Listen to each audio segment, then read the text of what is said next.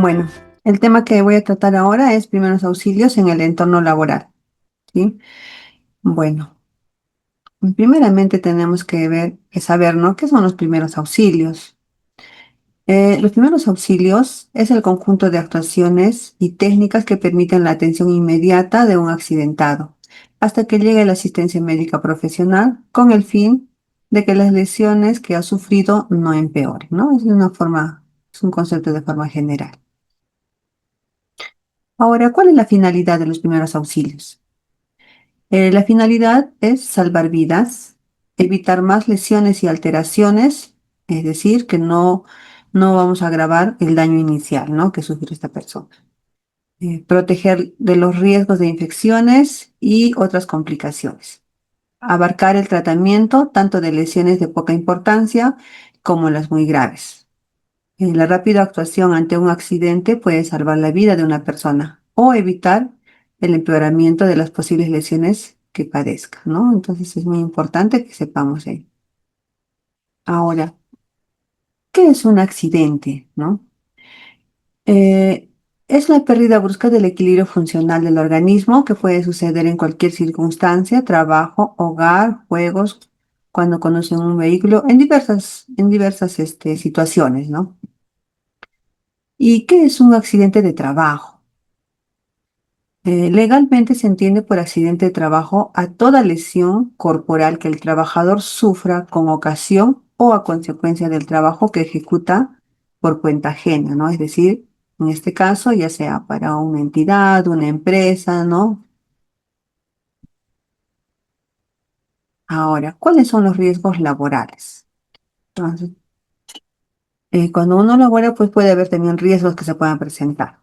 Aunque la empresa debe facilitar al trabajador los medios suficientes para garantizar la inexistencia o minimizar los riesgos laborales, el trabajador es responsable y tiene que ser capaz de velar por su propia salud y seguridad frente a los riesgos que pueden existir en su centro laboral. Ahora, ¿cuáles son los riesgos más comunes? Tenemos, por ejemplo, caídas, puede haber choques, golpes, atrapamientos, sobreesfuerzos, ¿no? Todo va a depender de cómo sea el ambiente o la infraestructura o la distribución de ambientes de nuestro entorno laboral, ¿no? Del lugar donde trabajamos. Ahora, ¿cuáles son las lesiones más frecuentes? eh, Debido a los riesgos podemos no tener como consecuencia cuerpo extraños en ojos, contusiones, puede haber heridas, hemorragias, quemaduras, fracturas o luxaciones, pérdida de la conciencia incluso, ¿no? Asfixia. Esos son los más comunes. Pueden haber otros más, claro. Y entonces, debido a todo ello, ¿qué son pues los primeros auxilios? ¿No? Es la asistencia o tratamientos iniciales que se dan a un accidentado o a quien sufre de una enfermedad repentina, ¿no? No solamente es por accidentes, ¿no? Puede sufrir una persona, tener una enfermedad y a consecuencia de ello, ¿no?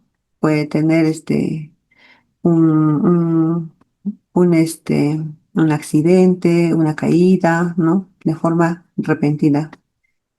También para ello se debe tener conocimientos mínimos imprescindibles que debe poseer cualquier persona para que, en el deber de prestar ayuda, sea eficaz la labor de auxiliar a la víctima hasta la llegada de los servicios de asistencia sanitaria, ¿no? Como su nombre lo dice, son los primeros auxilios que vamos a dar en el momento que una persona necesite de atención, ¿no?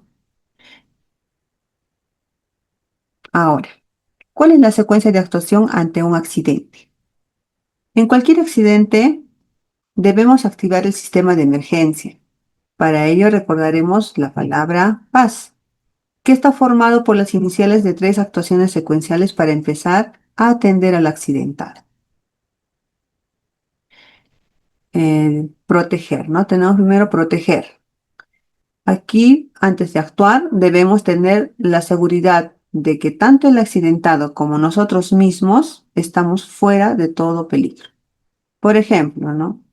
No vamos a atender a un electrocutado sin antes desconectar la corriente causante del accidente, pues de lo contrario nos accidentaríamos nosotros también.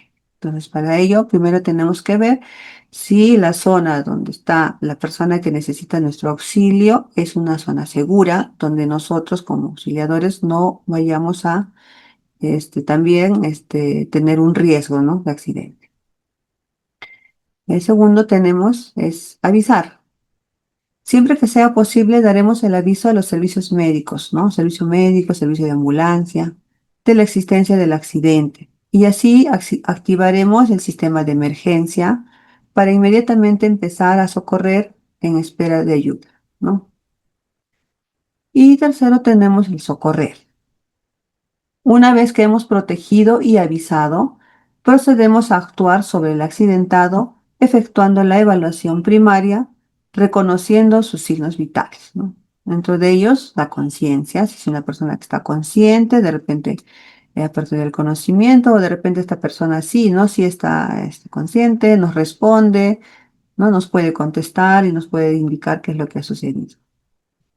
Tenemos que ver también lo que es respiración, ¿no? Si esta persona respira o no respira. Y luego el pulso. Entonces, los primeros auxilios es quien presta, es el primer eslabón de la cadena de supervivencia, ¿no? ¿Y qué es la cadena de supervivencia? La cadena de supervivencia prehospitalaria es una serie de eslabones interconectados que se deben seguir en orden para aumentar las posibilidades de supervivencia de una persona en paro cardiorrespiratorio, ¿no? En caso de que esta persona no responda, ¿no? A ninguno de los signos vitales que hemos mencionado. Para ello tenemos que reconocer una situación de emergencia, ¿no? Como personal de salud, nosotros debemos saber y conocer cuáles son las funciones vitales, cuáles son los valores normales y cómo debemos de controlarlos. También tenemos que evaluar su gravedad y dar el soporte inicial adecuado. Ahora, ¿cuáles son los principios básicos de actuación del socorrista? ¿No? Hay unos principios básicos que tenemos que tener en cuenta. Son mantener la serenidad, pero actuar con rapidez. Asegurarse de que no existan más peligros. Examinar detenidamente. Cuidar al máximo el manejo del accidentado. No mover hasta que se le estabilice, ¿no? Si una persona ha sufrido un accidente, nosotros no podemos movilizarlo sin primeramente, ¿no? Haber evaluado y ver cuál es la situación que se tiene de esa persona. Empezar por lo más urgente, ¿no? Primero tenemos que ver y tratar lo que más urge, ¿no? De acuerdo a la evaluación que hemos realizado. Luego, tranquilizar al accidentado, ¿no? Porque toda persona que sufre un accidente, esta persona pues se preocupa, se estresa, se altera, ¿no es cierto? Entonces no sabe lo que le ha pasado, pues a veces piensa en lo peor, entonces eso altera su estado. Entonces tenemos que tranquilizarlo, mantenerlo caliente, es decir, que no debemos permitir que esta persona pueda bajar su temperatura. Para ello debemos pues cubrir con un sábano para saber si tengamos en el momento, ¿no? Hasta que llegue la ayuda que hemos solicitado. Ponerlo en postura lateral de seguridad cuando sea necesario. O sea, cuando una persona está inconsciente, ¿no? Debemos de evitar que esta persona pueda aspirarse. Para ello, lo ponemos de lado lateral. Procurar atención médica lo antes posible, es decir, avisar. Entonces, mientras uno está realizando la evaluación, si es que hay otra persona, esa otra persona puede ir llamando, ¿no? La ayuda inmediata para poder realizar esta atención. No dejar actuar a curiosos e intervencionistas. Es decir, si hay personas que quieren ayudar pero no saben, entonces, si uno no sabe lo que tiene que realizar, qué procedimiento o cómo actuar ante la situación que se presenta, es mejor que no se metan. ¿Por qué? Porque pueden agravar más la situación. Eh, no darle de comer ni beber, ¿no? Porque está en una situación todavía en evolución. No medicar y no, pues, principalmente, ¿no? No abandonar al herido. Pues si hemos solicitado la ayuda, tenemos que esperar a que llegue para poder acompañarlo y ya el servicio médico que llegue, bueno, ya se encarga de la atención.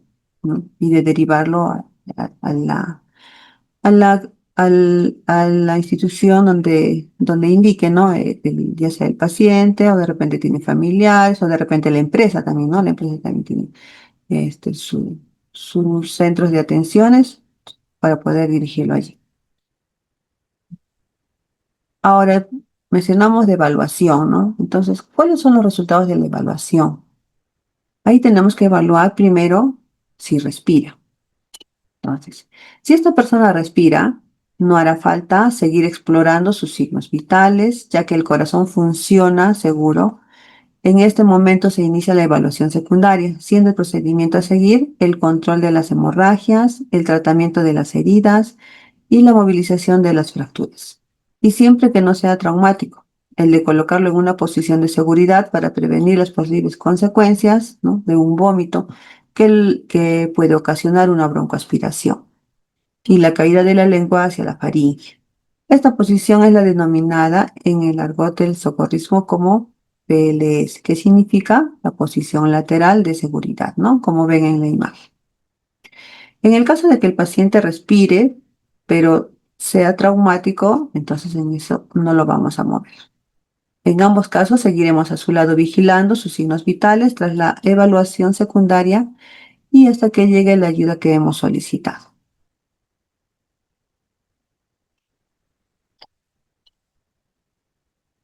Ahora, si esta persona no respira, ¿qué hacemos?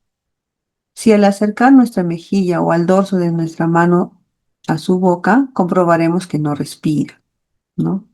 Enseguida, y sin perder tiempo, colocaremos al accidentado, sea traumático o no, en posición de cúbito supino, ¿no? Mirando hacia arriba, pero respetando la alineación del eje cervical.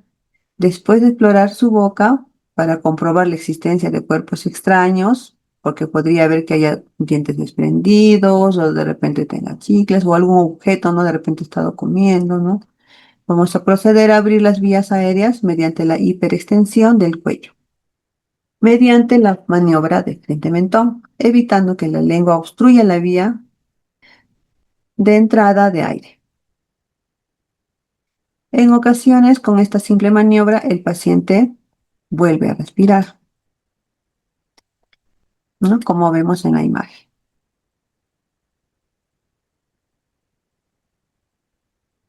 Los resultados de la evaluación. Ahora, si en este caso contrario, esta persona no presenta, no respira, no reacciona, ¿no?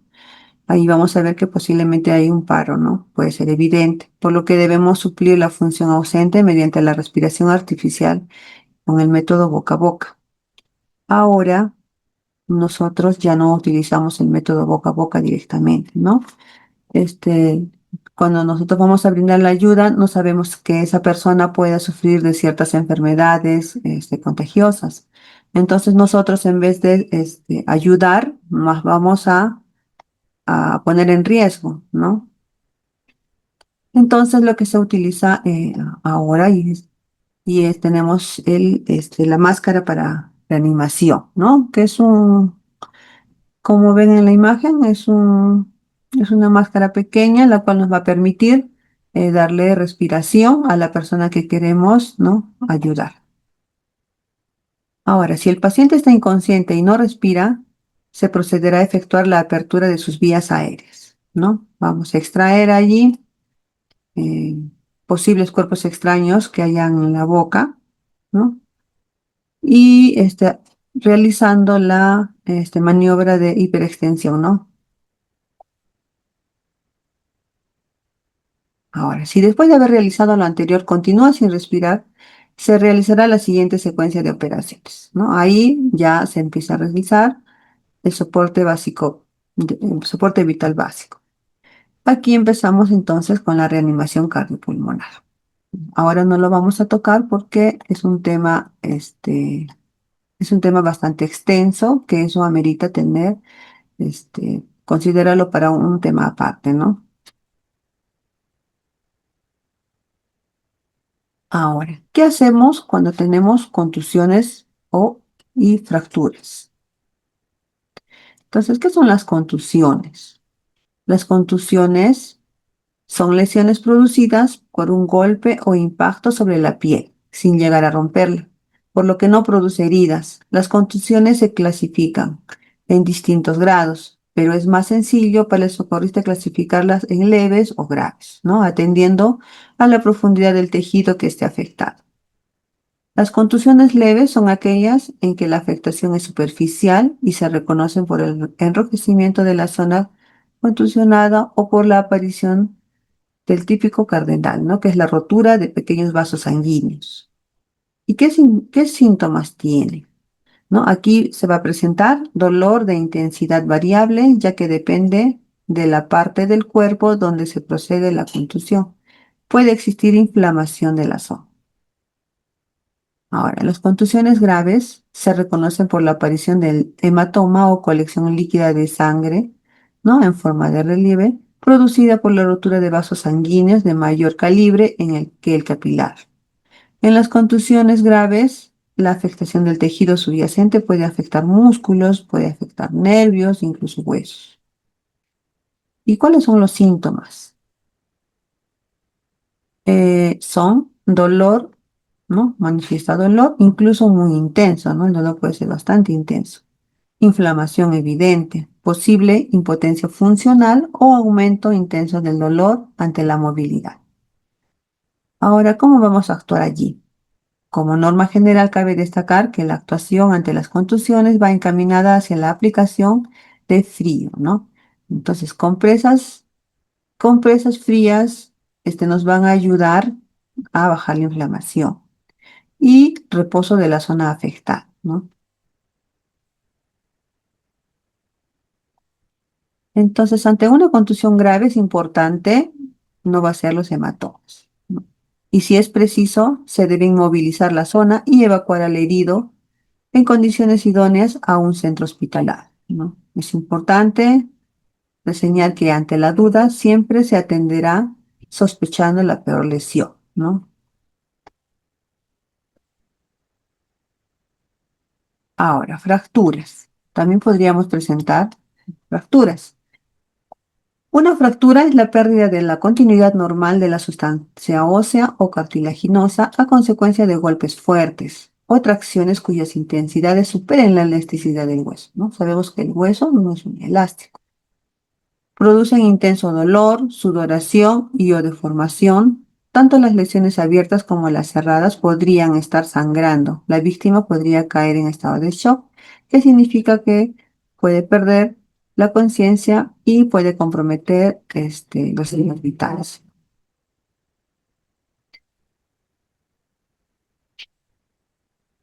Ahora, ¿qué debemos hacer cuando se presenten, cuando encontramos fracturas?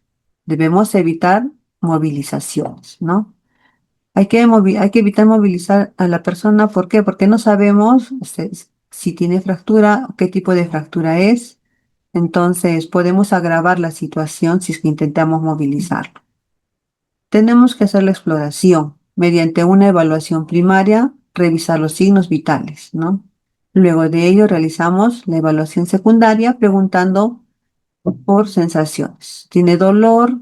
¿No? Si puede movilizarse. Comparación también de extremidades o acortamiento de las mismas, o también puede haber deformaciones. Valorar pulsos distales, ¿no? El radio o en el pie, ¿no? Para descartar la existencia de hemorragias internas. En el caso de una fractura abierta, aplicar sobre la herida apósitos estériles en lo posible. Lo que básicamente se realiza acá es la inmovilización.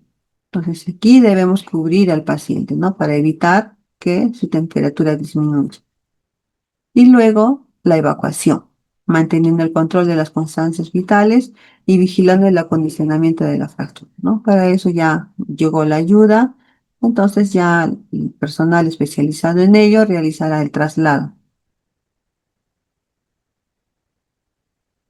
Ahora, en cuanto a heridas. Las heridas son las lesiones que se producen por pérdida de la continuidad de la piel como consecuencia de un traumatismo. Aquí tenemos heridas leves y heridas graves. Las heridas leves solo afectan a la epidermis y se ha producido hace menos de 6 horas, o sea que es inmediato. ¿Cómo vamos a actuar allí? Vamos a hacer la limpieza de la herida con agua a chorro y jabón o suero fisiológico si lo tenemos a la mano. Lo que debemos usar son gasas limpias, un antiséptico y limpiar bien la herida desde el interior hacia el exterior. Luego tapar con gasa estéril y sujetar con esparadrapo. Ahora, una herida grave tiene como característica afectar a capas profundas de la piel o a órganos internos. Presenta hemorragias. Se localiza en las manos, ojos, boca, nariz, tórax, abdomen o articulaciones. Una herida grave es muy extensa y sucia. En algunas ocasiones tiene cuerpos extraños, enclavados. La herida grave tiene más de 6 horas de producida, o sea, ya lleva un tiempo, ¿no? Aquí lo que tenemos que hacer es controlar la hemorragia si es que hay. No extraer cuerpos extraños. Hay que sujetarlos para evitar que se mueva, ¿no? Porque en el afán de querer extraerlos quizás podamos generar más daño interno. No hurgar dentro de la herida. Aplicar un apósito o gasa húmeda y estéril. Realizar un vendaje improvisado y trasladar a un establecimiento de salud vigilando sus signos vitales. Y bueno, y si no lo tenemos, llamar ayuda inmediata para ello, para que realicen ese traslado. Ahora, ¿qué precauciones debemos tener? Toda herida, en especial las heridas punzantes ocasionadas por clavos o alambres oxidados, conlleva el riesgo de contraer el tétanos, siendo importante acudir a un centro médico o un establecimiento de salud para la respectiva vacunación contra el tétanos, ¿no? Esta vacuna siempre está disponible en todos los establecimientos de salud de forma gratuita. Evite aplicar alcohol directamente sobre la herida, pues podría ocasionar irritación y retardar el proceso de cicatrización. El algodón puede dejar restos de filamentos en el interior de la herida. Es por eso que no debemos utilizar el algodón en heridas. Muy bien. Quemaduras. También podrían presentarse en las quemaduras en nuestro centro laboral. Eh, las quemaduras son lesiones producidas en los tejidos por el calor, la electricidad y por ciertas sustancias químicas denominadas cáusticas. Ahora, Eh, las quemaduras pueden ser ocasionadas por agentes físicos y también por agentes químicos. Los agentes físicos tenemos como el calor, ¿no? Ya sea por fuego directo, por líquido hirviendo, por el vapor, fogonazo. También puede haber por agentes eh, como el frío, ¿no? Otro agente físico es el frío, ¿no? Que también puede haber quemaduras por congelamiento. Ahora, en cuanto a los agentes químicos, también ocasionan quemaduras los ácidos, ¿no? Algunos ácidos, como el ácido sulfúrico, el clorhídrico, el nítrico, el fénico y otros podrían. Y también hay los álcalis. Entre los álcalis tenemos el hidróxido de sodio, el hidróxido de potasio, el hidróxido de calcio. También hay medicamentos que pueden ocasionar quemaduras, ¿no? En el caso de personas de salud, pues, están expuestos a quemaduras por glucosa hipertónica, citostáticos, gluconato de calcio, bueno, también hay quemaduras eléctricas, ¿no? Que son por contacto. Ahora, la profundidad de las quemaduras, ¿no? Tenemos una clasificación de primer grado.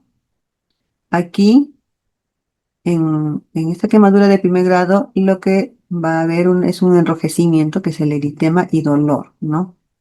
La gran mayoría de personas que han ido a la playa y se han insolado y han regresado así todos colorados, con las piel que les duele, ¿no? La piel le arde. Esa es una quemadura de primer grado.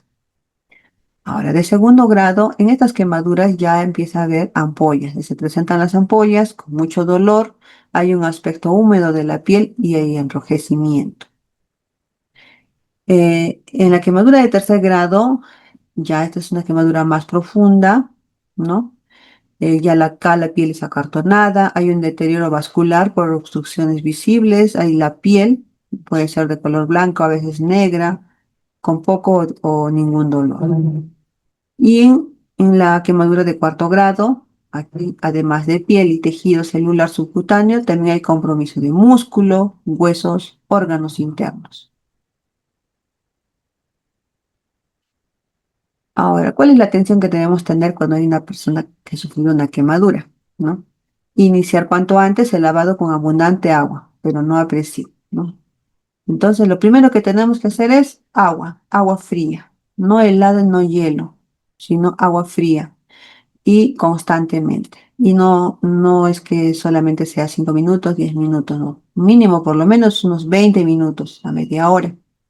¿Ya? ¿Por qué? Porque internamente el calor está en los tejidos y puede continuar ocasionando daño. Luego tenemos, no aplique nunca hielo o agua helada, ¿no? Justo lo que les mencionaba. Renueva cualquier vestimenta en proximidad a la piel quemada. Entonces, la zona donde se haya sufrido quemadura tiene que estar libre de prendas. Limpieza de la herida con agua. No debe dar clistemas ni ampollas. Es decir, no esas ampollitas que a veces se presentan, no debemos reventarlas, porque puede ser una puerta de ingreso para alguna infección. Cubrir la zona quemada con gas estéril o furacinado. No coloque pasta dental, tierra, sal, aceite por riesgo por infección, ¿no? A veces la desesperación, el que ayudar, ¿no? A la persona que sufre una quemadura, a veces sin pensarlo, podemos colocarle, queremos colocar lo que encontramos a la mano para poder ayudarle en esta quemadura, pero no. Lo único que tenemos que hacer nosotros es, ¿no? Poner en agua fría. Y luego trasladar a la persona afectada al centro asistencial más cercano. Ahora, también pueden haber quemaduras eléctricas. Aquí lo primero que tenemos que hacer es cortar el dispositivo general que administra la corriente antes de acercarse. Si no se pudiera cortar la corriente o hacerlo retrasaría mucho tiempo la asistencia, intentar apartar al lesionado de la corriente mediante un material aislante, ¿no? Tenemos que tener mucho, mucho en cuenta esto, porque nosotros en vez de ayudar podríamos también resultar lesionados, ¿no? Ahora, ¿qué precauciones debemos tener? Ningún trozo de madera es capaz de aislar corrientes por encima de 2000 volts, es decir, con madera no podemos realizar. Conviene ser sensatos, a veces es preferible llamar a los bomberos. Suele verse quemaduras de entrada y de salida, pero el problema fundamental es la quemadura interna que no se ve y que puede no seguir el camino más corto entre la entrada y la salida. Entonces, se debe trasladar al paciente al centro asistencial más cercano, ¿no? Porque, muy bien. Ahora, también podemos presentarse en nuestro trabajo alteraciones de la conciencia, como por ejemplo la lipotimia. ¿Qué es la lipotimia? Es la pérdida de conciencia breve, superficial y transitoria debido a una disminución brusca del flujo sanguíneo cerebral. Puede estar causada por fatiga, dolor, hambre, emoción repentina, lugar poco ventilado, puede tener calor, ¿no? Etcétera. ¿Qué síntomas va a presentar? Palidez, piel fría y sudorosa, pulso débil y lento, sensación de mareo y debilidad. La víctima va a estar pálida, fría y sudorosa. Disminuye la frecuencia cardíaca y generalmente la víctima va a notar que se desmaya. ¿Qué actuación vamos a tener? Aflojar, primeramente, aflojar la ropa alrededor del cuello, del pecho, todo lo que tenga presión. Traslado a un ambiente de aire puro. Entonces tenemos que tenerlo en un ambiente donde haya ventilación. Ponerlo en posición horizontal con las piernas elevadas a 45 grados. Mantener la permeabilidad de la vía aérea y asegurarse de que respire y tenga pulso.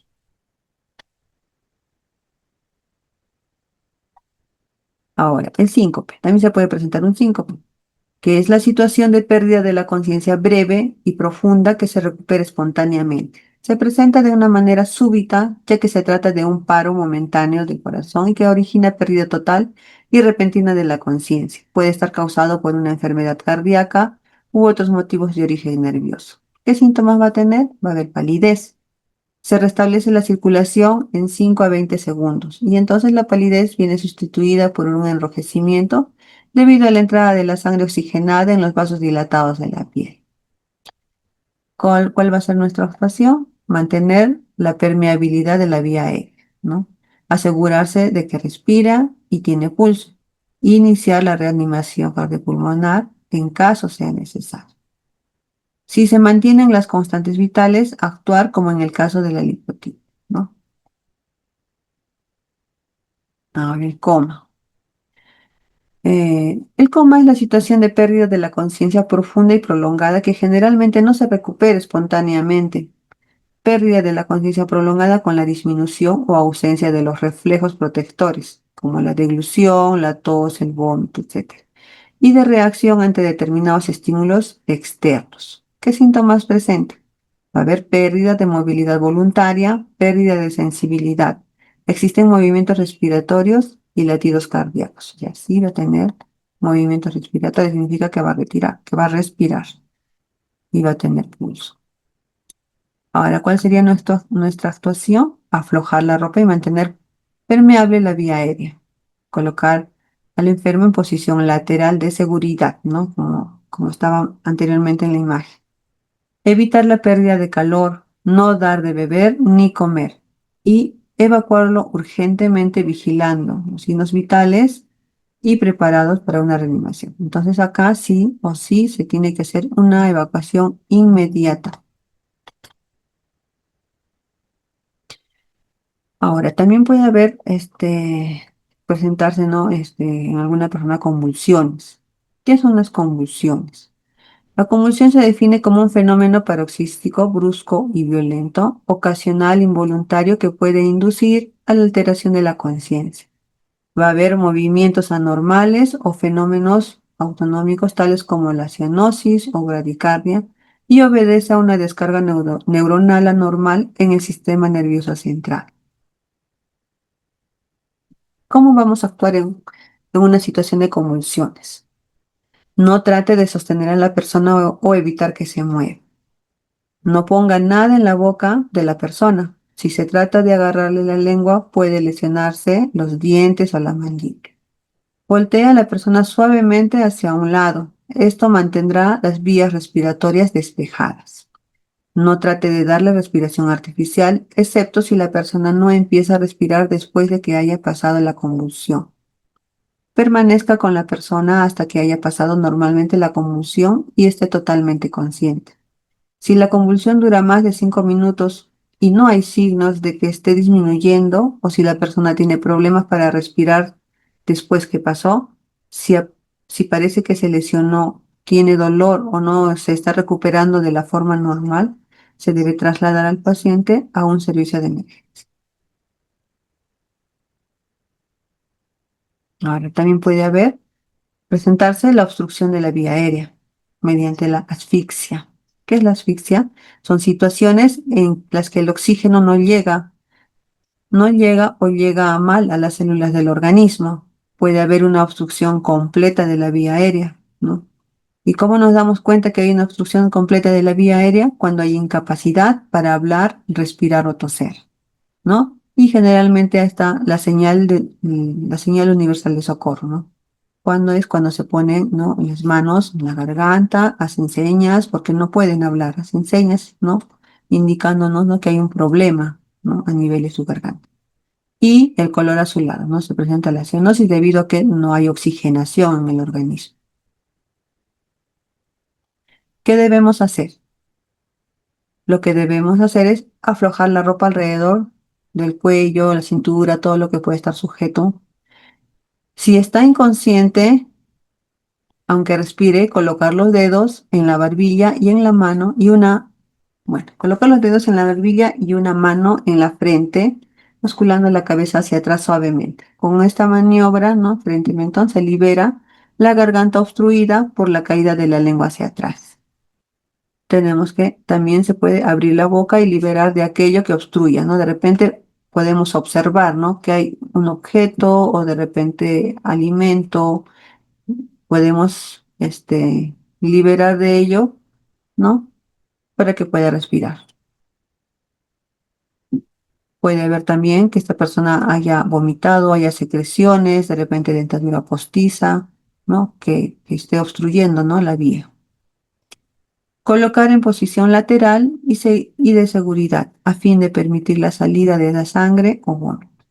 La obstrucción de la vía aérea generalmente está causada por la existencia de un cuerpo extraño en las vías respiratorias, es decir, ahí hay un atragantamiento. De existir obstrucción completa de vía aérea superior, se debe realizar la maniobra de Génesis.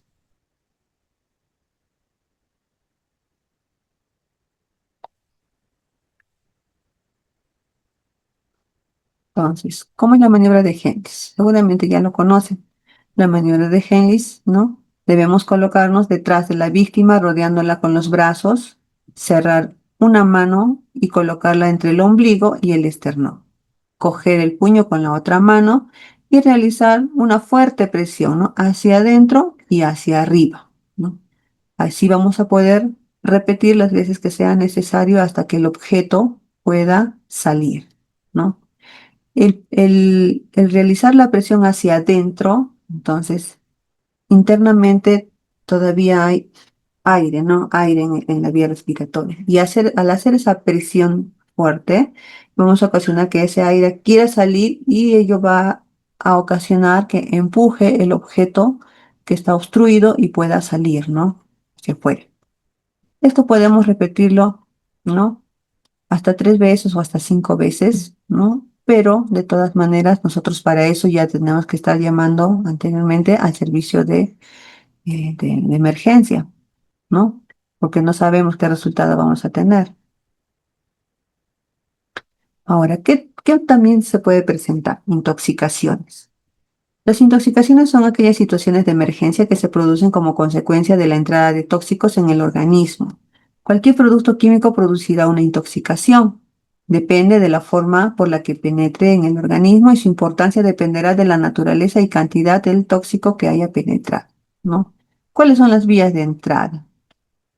Existen 4 vías de entrada fundamentales, que es por ingestión, por inhalación, por absorción y por inyección, ¿no? Por ingestión, ya sea por la comida o la bebida, por inhalación a través de las vías respiratorias, por absorción es a través de la piel, inyección es con la inoculando alguna sustancia. Ahora, por ingestión.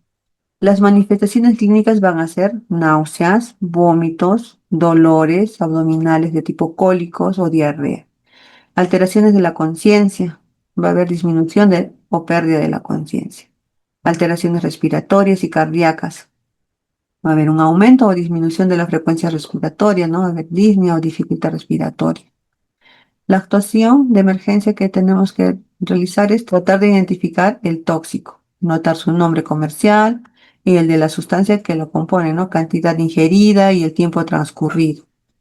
Y neutralizar el tóxico dando de beber agua o leche si la víctima está consciente, nada más. Vigilar las constantes vitales de forma frecuente y si son necesarias, se debe iniciar las maniobras de reanimación. Tranquilizar y mantener abrigada a la víctima. Lo que no debemos provocar nosotros es el vómito. ¿Cuándo no debemos provocar el vómito? Si el trabajador ingirió ácidos o bases fuertes. El vómito causaría más daño al volver a pasar, ¿no? El cáustico por el esófago hacia arriba. Si ingirió petróleo o alguno de sus derivados, al vomitar el trabajador puede inhalar el vapor al interior de sus pulmones y producirse una neumonía. Si la víctima está inconsciente o semi-inconsciente, pues el contenido del vómito puede introducirse a sus pulmones, ¿no? Puede haber una aspiración. Si el trabajador intoxicado presenta convulsiones, si padece problemas cardíacos, en esos casos no provocamos vómito y derivarlo a un establecimiento de salud más cercano o a un hospital más cercano. Por inhalación. Aquí las manifestaciones clínicas van a ser dificultad respiratoria, tos, cianosis y pérdida de conciencia. ¿Cómo vamos a actuar?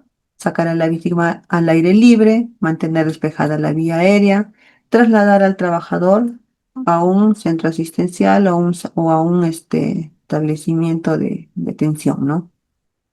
Por absorción. Muchos productos pueden causar irritación o absorberse por la piel al entrar en contacto con ella. Aquí debemos lavar la zona de la piel contaminada con abundante agua durante 20 minutos, ¿no?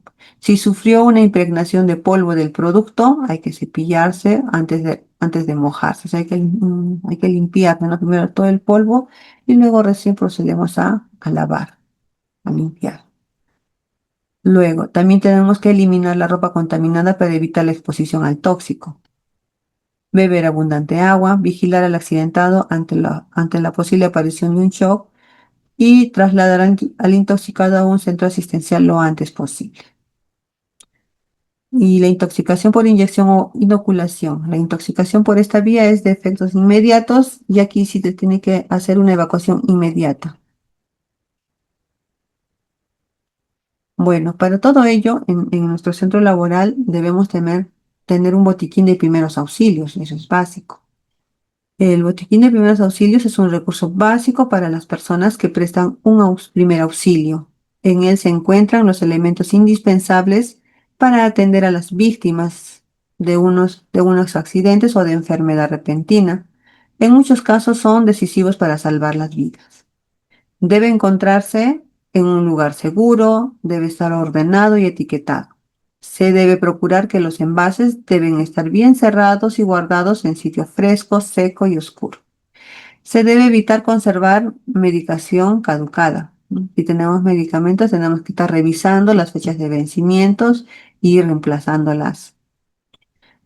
El contenido variará según las necesidades y los conocimientos de la persona que tenga que utilizar.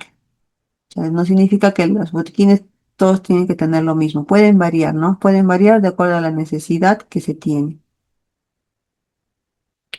Ahora, ¿qué materiales debemos tener en el botiquín? ¿No? Tenemos que tener materiales, ¿no? Antisépticos, vendajes. ¿Cómo cuáles? Guantes, ¿no? Guantes de látex, antisépticos como alcohol, iodopovidona, oxigenada, silveriacina, que es para quemaduras, ¿no? En cremas. Apósitos estériles, ¿no? Gasas o compresas estériles. Tiritas convencionales como las conocemos como curitas, ¿no? Curitas o benditas. Tiritas de sutura, el tipo Steri-Strip. Apósitos tul, graso, vendas de gasa o de algodón de 5 o de 10 centímetros, ¿no? Diversas medidas. Vendas de diferentes tamaños. Podemos tener también suero fisiológico, ya sea de 10 centímetros cúbicos o de 100. Esparadrapo, tijeras, termómetros.